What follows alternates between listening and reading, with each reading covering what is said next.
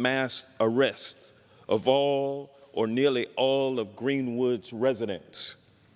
They removed them to other parts of the city and detained them in holding centers.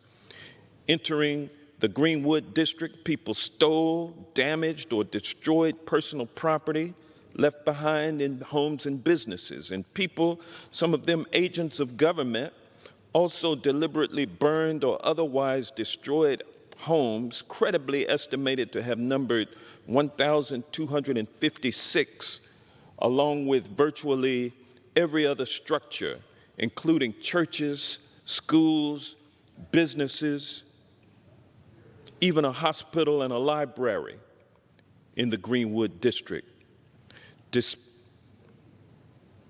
Despite duties to preserve order and to protect property, no government at any level offered adequate resistance, if any at all, to what amounted to the destruction of the Greenwood neighborhood. Although the exact total can never be determined, credible evidence makes it probable that many people, likely numbering between 100 and 300, were killed during the massacre.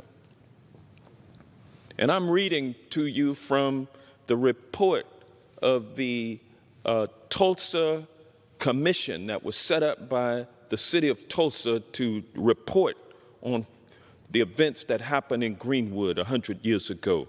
Not one of these criminal acts was then or ever has been prosecuted or punished by government at any level, municipal, county, state, or federal. Even after the restoration of order, it was official policy to release a black detainee only upon the application of a white person, and then only if that white person agreed to accept responsibility for that detainee's subsequent behavior. As private citizens, many whites in Tulsa and neighboring communities did extend some assistance to the massacre's victims, to their credit.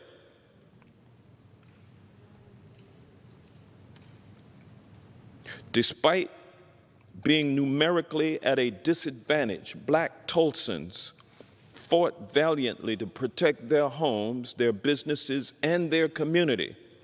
But in the end, the city's African American population was simply outnumbered by the white invaders. In the end, the restoration of Greenwood, after its systematic destruction, was left to the victims of that destruction. While Tulsa officials turned away some offers of outside aid, a number of individual white Tulsans provided assistance to the city's now virtually homeless black population.